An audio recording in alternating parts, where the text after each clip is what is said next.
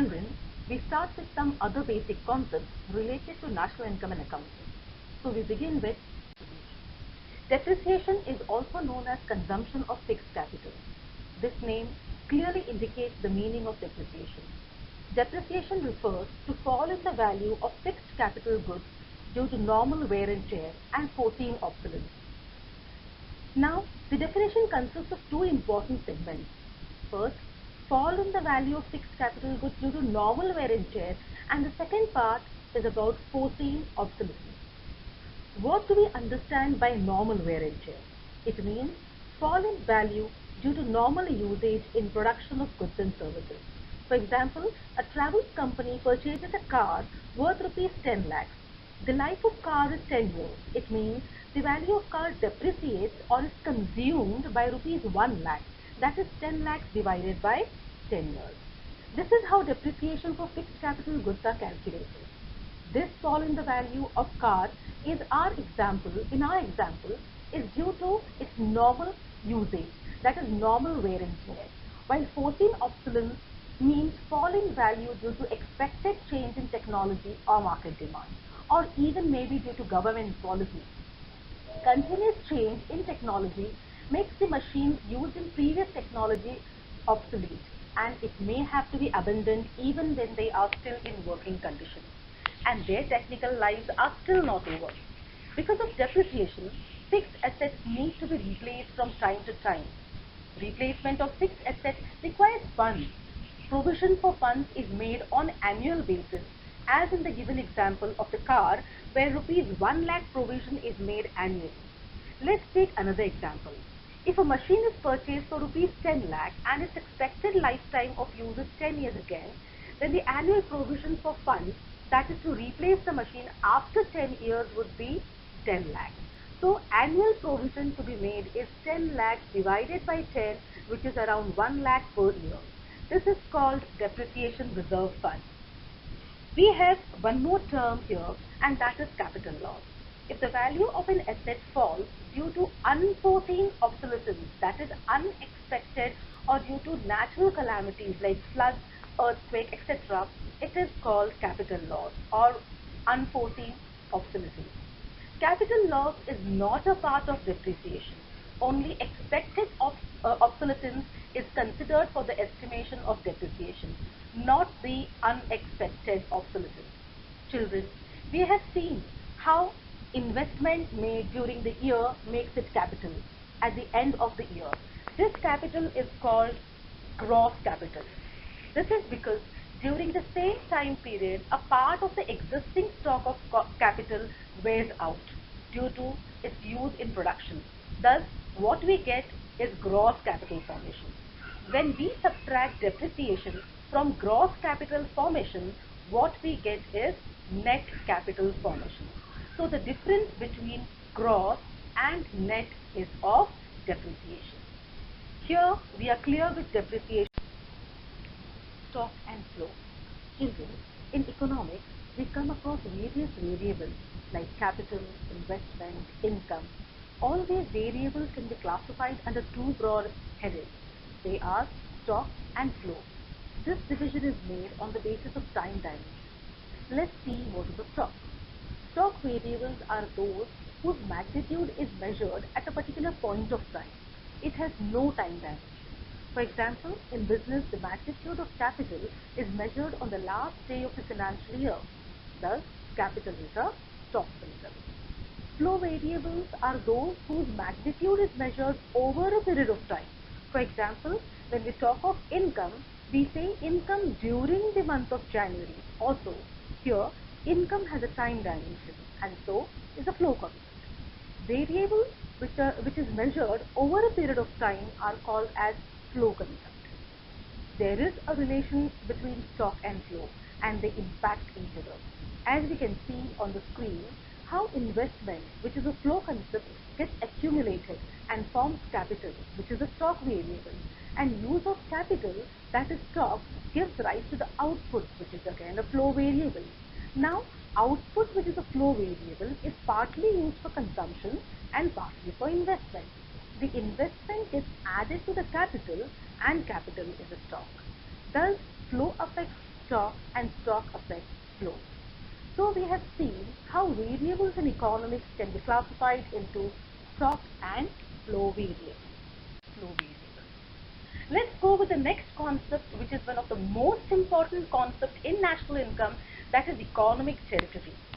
Economic territory happens to be one of the most important concepts also from our examination point of view, because various statement-based questions are asked wherein you need to analyze the statement or the situation and then apply in giving your answer. For instance, domestic income is calculated by taking the values of all goods and services produced within India's economic territory. Economic territory, I repeat. So, to know whether value of goods and services produced have to be added while calculating domestic income, one needs to know the concept of economic territory. Economic territory or domestic territory is defined as that geographic territory administered by the government within which persons, goods and capital circulate freely.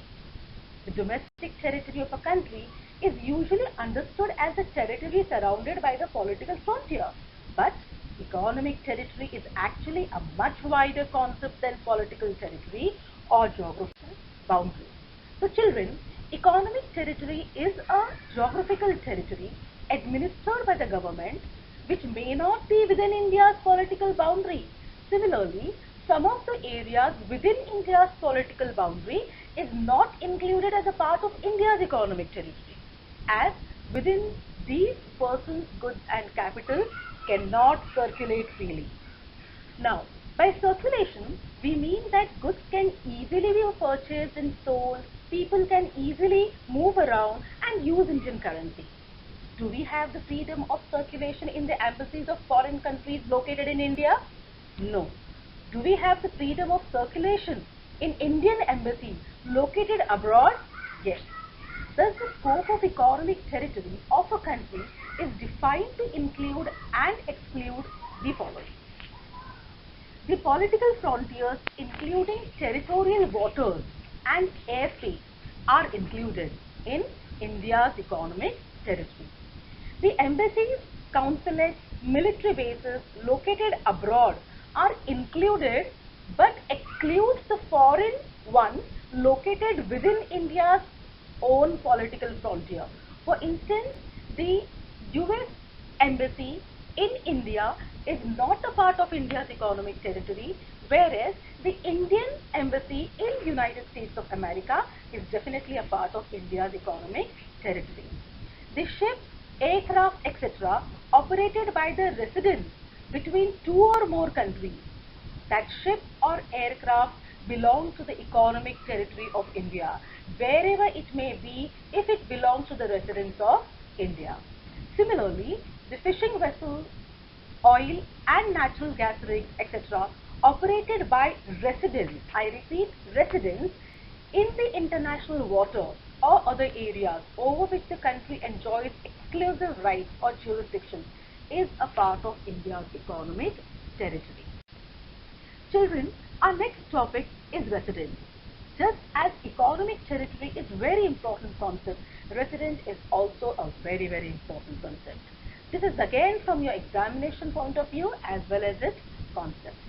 When we calculate national income, it measures the value of economic activities carried out by residents of a country.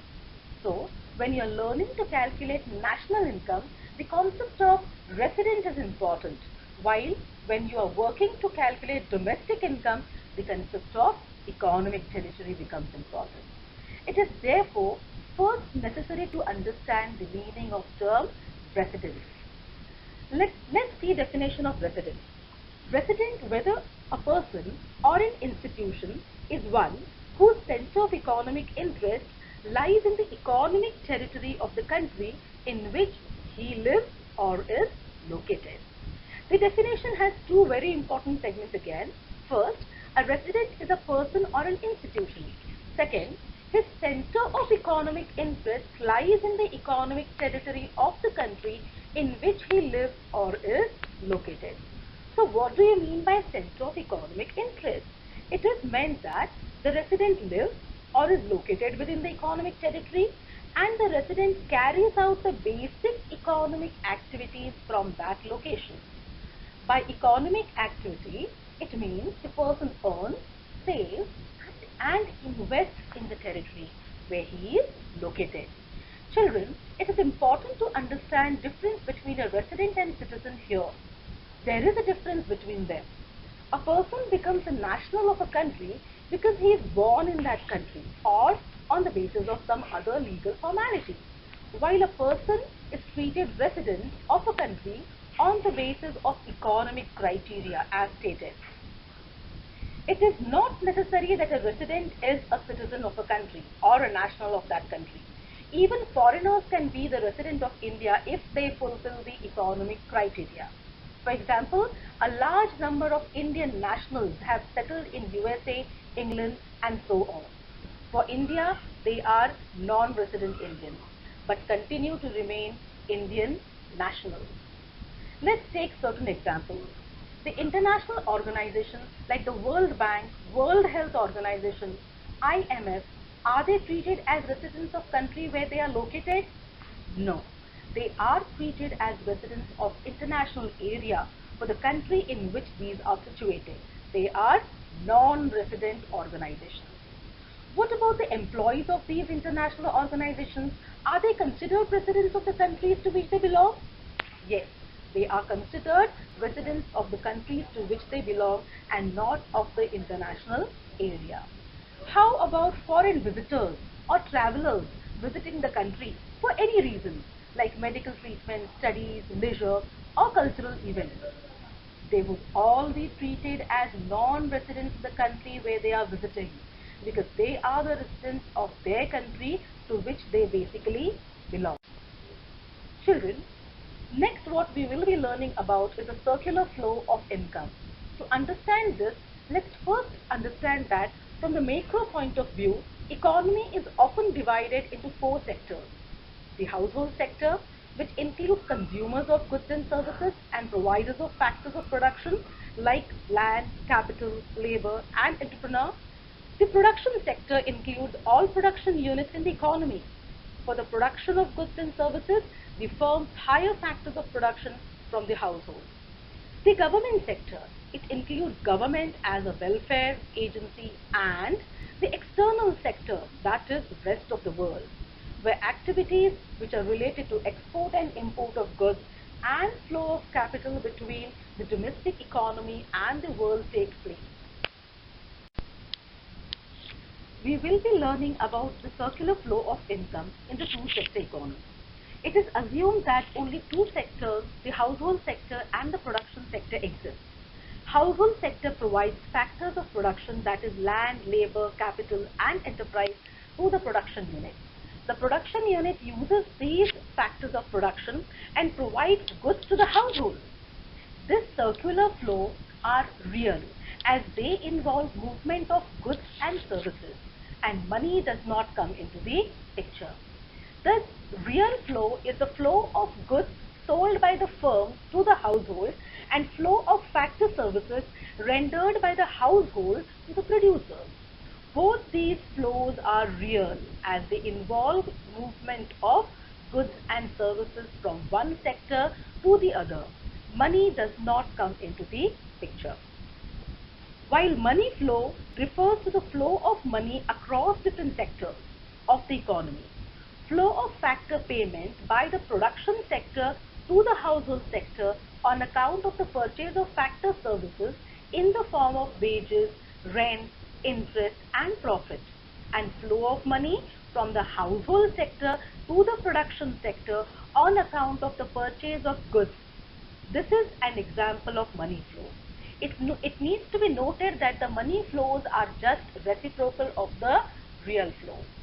The blue arrow on the screen in the figure shows the circular flow of factor services moving from household to the firm and goods and services from firms to households. This is a circular flow of real income. The orange arrow shows how the firm pays to the household for the factor services rendered in form of wages, rent, interest, and profit. The household use the same income to make payment for the goods and services which they purchase from the firm. So, the money flows from firm to household and back from household to the firm. This is called as the money flow. In the three-sector economy, we include the banking sector along with the household and production sector, where the household sector saves and deposits in the bank. The deposits in the banks are given to the production units in the form of loans. The savings here represents leakages because the money is leaked from the circular flow. Similarly, loans given are treated as injections because it is the loans that gets injected in the economy again.